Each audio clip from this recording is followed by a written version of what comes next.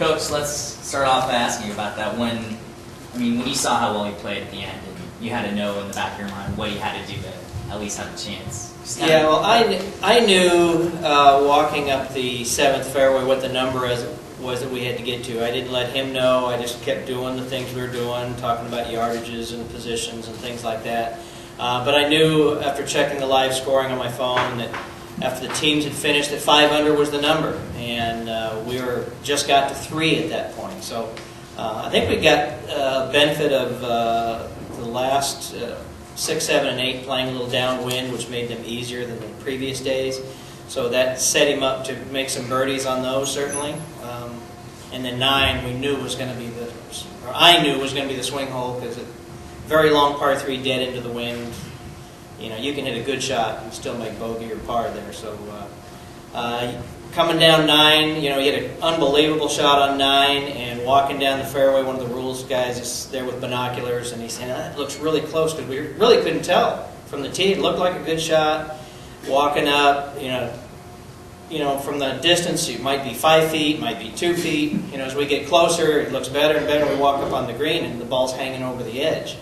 And I walked up to the SID at that point, and I says, this is to go to 6. I think this is in. And it was good enough. We just had one bullet to dodge out there. One player was still 3 under with 3 to play, but that was a pretty tall task to birdie in like Geoff did.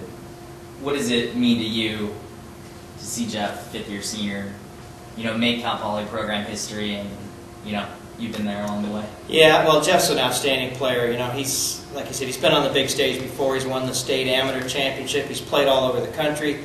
To finally get to this point, and as an individual, it's really, really difficult. Only one player goes from each regional, and it really depends on how things shake out with the teams as to where things fall into place.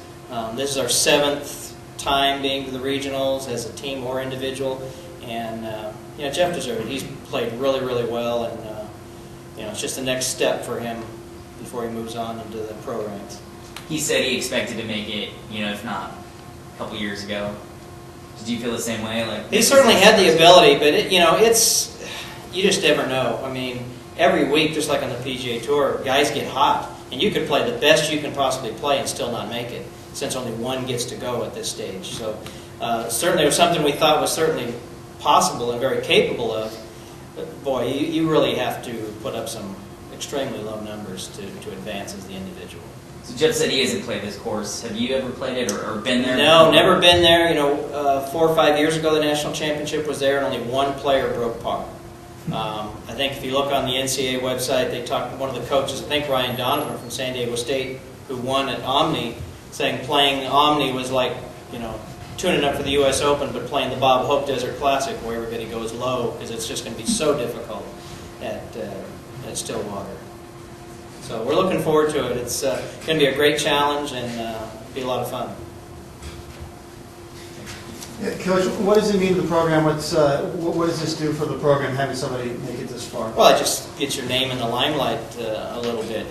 Cal Poly's still a small Big West school, and to get to the national championship is huge. Not very many people get to this stage. This is like the U.S. Open of college golf.